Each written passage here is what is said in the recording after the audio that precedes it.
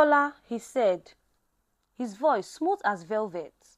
I've been patient, but it's time. Time for you to come with me. Adebayo moved to stand in front of Bukola, his body tense and ready for a fight. Not so fast, he growled, his fist clenched. But the man just laughed, a cold, cruel sound that sent a shiver through Bukola's spine. You can't protect her, Adebayo. The decision has already been made. She is mine now. Bukola stepped forward, her heart pounding in her chest. She wasn't sure if it was the spirit or something else pushing her forward, but she couldn't ignore the pull anymore. I won't join you, she said, her voice shaking with determination. I won't let you control me. The man's eyes narrowed. You don't understand, do you? You are already part of this world. The spirit has claimed you. You belong to us. Bukola felt a surge of power rise inside her, stronger than ever before. It was as though the spirit was answering her, filling her with strength and clarity. She wasn't alone in this fight. No, she said, more firmly this time. I belong to myself and I will fight you. The man's smile faded, replaced by a look of pure rage. Then you leave me no choice. He raised his hand and Bukola felt a sudden shift in the air around her. The spirit inside her stirred, responding to the challenge. Bukola could feel the power within her building, pushing her to stand her ground. Adebayo took a step back, watching in awe. Bukola, you are glowing. It was true. Bukola's body seemed to hum with an otherworldly energy, her skin glowing faintly in the dim light of the workshop. The man took a step back, clearly unnerved by the change in her. I don't need your power, Bukola said, her voice steady. I have my own. The battle for control had begun, and Bukola knew there was no turning back now. She had chosen her path. The question was, would she be able to hold onto herself, or would the magic consume her in the end? The air crackled with tension as Bukola stood her ground, feeling the raw power of the spirit surge within her. Her body thrummed with energy, and for the first time, she didn't feel afraid. She felt alive, more alive than she had ever felt before. The spirit's presence was like a roaring fire in her veins, urging her to harness it, to use it, to confront the man before her. The man, still standing in front of the car with a cold, calculating expression, eyed her with a mixture of disbelief and fury. His smile was gone now, replaced by a look of something darker, something dangerous. You don't understand, Bukola. You think you can control it. You think this power is yours to command? No one controls it. It controls you, he said, his voice low and threatening. Bukola's heart raced, but she held her ground, feeling the power swelling inside her, ready to be unleashed. The spirit's whispers echoed in her mind, guiding her, urging her to focus. You are not alone, it whispered. You have the strength to break free. Let the magic flow. She closed her eyes for a moment, allowing herself to feel the power in its full intensity. It wasn't just the cars anymore. It wasn't just the repairs.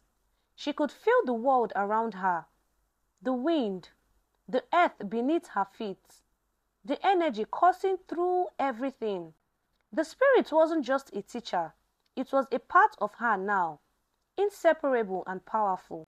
When Bukola opened her eyes, she wasn't just a mechanic. She wasn't just a young woman caught between two worlds. She was something more. The magic within her was like a living force, a symbiotic connection with the universe itself. The man took a step forward, his expression now a mixture of rage and desperation. This isn't your fight, Bukola. You're playing with forces beyond your comprehension. You were meant to be a tool, a servant, not a master. Bukola's voice was steady as she spoke, her words laced with a newfound confidence. I am no one's servant, not anymore. I choose my own path. Without warning, she extended her hand, and with a flick of her wrist, the air around her seemed to shimmer. The magic surged, and the ground beneath her feet trembled, as if the very earth was reacting to her will. The man faltered, his eyes widening in surprise. You think you can stop me? He sneered, but there was a hint of uncertainty in his voice now. The magic around Bukola intensified, a powerful force crackling in the air. Her workshop, once just a simple place of work, now seemed to pulse with life. Alive with the spirit's power. The walls shook and the tools on the shelves rattled as though they were ready to spring into action at her command. The man raised his hand, trying to summon some kind of power of his own. But it was too late. Bukola's energy had already overpowered him. A gust of wind blasted through the workshop, knocking him backward and slamming him into the car. He gasped, trying to steady himself, but it was clear that he was no match for the force Bukola now commanded. She stepped forward, her voice strong. You wanted me to join you, but I don't need your power. I've already found my own. Her eyes glowed with the strength of the spirit as it surged inside her, ready to do her bidding. The man struggled to his feet, his expression now twisted with fury and fear. You don't know what you're doing. You're playing with forces that will destroy you. Bukola didn't flinch. She had had enough of his threats. The magic inside her was no longer a thing she could deny. It was hers, and she would use it to protect herself. She had made her choice. You are wrong, she said softly. I am not playing with forces. I am the force. With that, she raised her hand again, and this time, the magic erupted, blasting the man back into the car with a force so powerful. The car screeched across the ground. He slammed into the side, his body crumpling to the floor. Adebayo stood frozen, wide-eyed and speechless, watching as Bukola's power surged like a storm. He had never seen anything like it before. Bukola wasn't just a mechanic anymore. She was something else entirely. Bukola took a deep breath, feeling the power within her slowly settle. Her glowing aura dimmed, and the air around her seemed to calm. She turned to Adebayo, who was still standing there, eyes wide in disbelief. You were right, she said quietly. I didn't understand what was happening to me, but now I do. Adebayo slowly walked towards her, his voice hesitant. Bukola, what have you done? What did you just do to him? Bukola looked at the man on the ground, who was now staring, groaning in pain but clearly still alive. I didn't kill him, she said, but I did what I had to do to protect myself, to protect everyone I care about. Adebayo looked back at her, his expression filled with awe. You are incredible. Bukola shook her head. No, I am just Bukola. I am just someone who was given a choice. Just like you said, Adebayo, and I chose to fight for what's mine. As the man slowly started to rise to his feet, Bukola turned and walked towards him, her footsteps confident. She didn't need to fear him anymore. The magic was hers to command now, and she wasn't about to let anyone take it away. You think you can control me? She asked, her voice low and dangerous. You think you can make me your pawn? I've learned the truth, and now it's your turn to learn it. I am not just a tool. I am a force. The man glared at her, his eyes filled with rage. But there was something else in his expression too, a flicker of fear. Remember this, Bukola, he said, his voice dripping with venom. This isn't over. You've made an enemy of us. You can't escape the consequences. Bukola didn't flinch. "Let them come," she said, her words filled with resolve. "I am not afraid of you anymore, and I will never be." As the man turned and disappeared into the distance, Bukola stood tall, feeling the spirit within her pulse with strength and power. She knew the road ahead wouldn't be easy. The battle was far from over. But one thing was certain: Bukola had finally taken control of her own fate, and she was ready for whatever came next. The days that followed felt like an unrelenting storm. Bukola couldn't shake the feeling that the man she had confronted and his mysterious group were just the beginning of something much bigger. Her body still thrummed with the magic. The spirit within her was stronger than ever, and she knew that the peace she had fought for would not last long. As she worked in her shop, fixing cars that were no longer just broken, but somehow connected to her power, she noticed strange things happening. Sometimes she would hear whispers from the spirits, not in her dreams, but in the quiet moments of the day. She would find herself looking at cars and feeling the engines hum with life, as if they were calling out to her, begging her to understand their secrets. It was overwhelming. Adebayo was still by her side, ever the protective friend, but he couldn't hide his concern. He watched her with a wariness that made Bukola uncomfortable. He had seen her do things that seemed impossible, things that no one could explain, and while he wanted to be supportive, he could tell that Bukola was struggling with the weight of the magic inside her. "Bukola," he said one evening as they both sat in her workshop after a long day of work, "I am worried about you. You are changing. This power, it's consuming you. You are not the same person you were before." Bukola sighed, wiping her hands on a rag. "I know, Adebayo. I can feel it, too. But this power, it's not just magic. It's a part of me now. I can't ignore it." Adebayo shook his head, frustration creeping into his voice. "But you're losing yourself. You are not the Bukola I know. You're becoming something else, someone else, and I am afraid that if you don't stop, it will be too late to turn back." Bukola looked at him, her heart heavy. "I don't want to lose myself, Adebayo. But what if I was meant to have this power? What if I was chosen for something bigger than myself?" Adebayo stood up, pacing.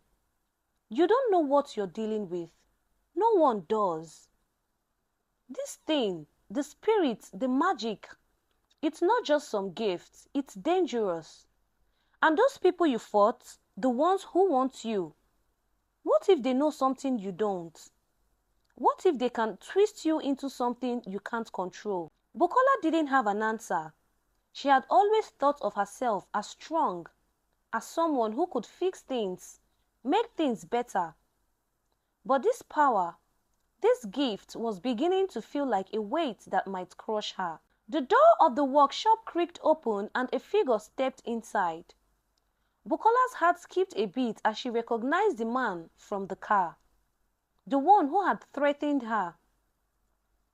His face was different now, haggard, almost defeated. But his eyes were still filled with that dangerous, calculating look. "You!" Bukola said, her voice steady despite the adrenaline coursing through her veins. "I thought you were gone." The man didn't answer right away. Instead, he glanced at Adebayo, who stood warily by Bukola's side. "I am not here for you," he said coldly, his gaze shifting back to Bukola. "I have come to warn you." Bukola frowned, unsure of what to make of his sudden appearance. "Warn me? What is it that you want?" The man took a step closer, his voice dropping to a whisper. "You have made a powerful enemy, Bukola. We, the ones who want you, are not the only force you need to worry about." Bukola's brow furrowed. What do you mean? His eyes darkened. There are forces in the other world, forces that even we fear, and they know about you. They know about the power you've tapped into. They are coming, and they won't stop until they claim you. Bukola felt a chill run down her spine. She glanced at Adebayo, who looked just as confused and scared as she felt. "Why are you telling me this?" she asked. "If you're so dangerous, why warn me?" The man's face twisted into something resembling a smile, though it was devoid of humor. "Because, Bukola, you don't know what you're up against. We are part of a much larger plan, but even we are afraid of what's coming for you. You can't fight it alone. You will need help." Bukola stood her ground, her heart racing, but she refused to show fear. "I have already fought you, and I am not afraid of anything anymore." The man shook his head slowly. "You should be." He turned and walked out of the shop, leaving Bukola and Adebayo in stunned silence. The weight of his words hung heavily in the air, making the atmosphere thick with unease. For the first time since she had embraced the spirit's power, Bukola began to doubt herself. What if the man was right? What if the forces coming after her were beyond anything she could handle? "I don't know what to think anymore," Bukola whispered, staring at the empty doorway where the man had just been. Adebayo placed a hand on her shoulder, his voice soft but firm. "You don't have to face this alone. Whatever is coming, we will face it together." But Bukola wasn't sure. The magic inside her felt like a fire now, uncontrollable, unpredictable, burning hotter with each passing day. And the more it grew, the more she feared that she was losing herself to it. Would she be able to control the magic, or would it control her? And if she gave into it, what would be left of Bukola? The thought gnawed at her as she stood there, facing the unknown. The spirit's whispers returned, faint but insistent, like a distant hum beneath her thoughts. She had always fixed things before. Cars, engines, broken parts. But now, her biggest challenge would be fixing herself. As the days wore on, Bukola became more isolated, lost in her thoughts. The once familiar hum of the engines in her shop now seemed distant, almost muffled by the swirling thoughts in her head. The magic inside her had become more than just a tool for fixing cars. It was something darker, something she couldn't control. She spent her nights talking with the spirits, trying to understand the deeper meaning of the power she had come into. It told her more about the forces chasing her, how they were older than time itself, beings who had lived in the shadow of the world for centuries. They were powerful, and they saw Bukola's power as a threat to their control. But the spirit also spoke of balance, of the delicate line between strength and destruction. "You must learn to control what you possess, Bukola. If you do not, it will control you." Adebayo was still by her side, though his concerns deepened. He could see the toll the power was taking on her, and though he tried to be supportive, his fear was becoming impossible to hide. "Bukola, please," he said one evening as they sat in her workshop. "You can't keep doing this alone. You are not invisible. You are only human. Whatever this power is, it's too much for one person." Bukola looked at him, her expression hardening. "I don't have a choice, Adebayo. I have already stepped into this world. There is no going back." But Adebayo's words weighed heavily on her heart. She was so focused on mastering the magic, on proving to herself and to the world that she could control it, that she hadn't realized how much she was losing along the way. The spirit had offered her power, but he had also made her forget her true self. She had always been a mechanic, someone who fixed things, someone who found solutions with her hands and heart. But now, she was no longer just Bukola, the mechanic. She was something else entirely. And in trying to control the magic, she had lost one thing she had always been sure of: who she was at her core. The night after Adebayo's words echoed in her mind, Bukola found herself at the crossroads. The spirit's voice, once soothing and guiding, now seemed distant, even cold. It had been pushing her to embrace the power fully, to trust in its magic. But for the first time, Bukola wasn't sure it was right. In that moment, she made a choice. She would step back from the magic. She would find a way to regain control of her life and her choices, even if it meant facing the challenges without the spirit's help. The next morning, she visited her workshop, a place that had once been filled with only the smell of oil and metal. Now it felt different, still full of life, but more familiar. The engines, the tools, the cars, they were no longer just problems to fix. They were her connection to herself, to the person she had been before the magic had consumed her. Adebayo came by later that day. He was surprised to find her in her shop, but there was something different about her, something he couldn't quite place. "You are back," he said softly, a mix of relief and uncertainty in his voice. Bukola smiled faintly. "I am trying to be." "I am proud of you," Adebayo said, stepping closer. "I knew you would find your way back." Bukola looked at him, her heart swelling with gratitude. "It wasn't the magic I needed to control. It was myself." Adebayo nodded. "That's the hardest part. It's easy to get lost in something that feels powerful. But the real strength is knowing when to step back, when to stop. The real power comes from within us, not from what we can do, but from who we are." As the days turned into weeks, Bukola worked on her cars once more, with renewed focus and clarity. She still felt the magic inside her, but it was no longer a force that controlled her. It was part of her, but it was not everything she was. She learned to use the power when needed, but never to let it define her. The road ahead wasn't easy, and Bukola knew that the forces that had tried to take her would not give up so easily. But she had learned a valuable lesson. The greatest power wasn't in magic or strength. It was in the ability to control oneself, to stay grounded in who you were, no matter what the world threw at you.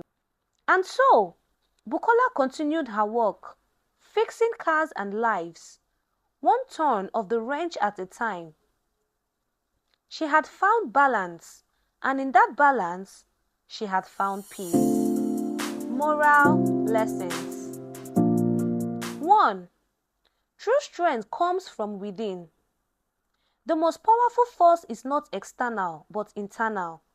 It is our ability to control our actions, thoughts, and emotions that gives us true strength. 2.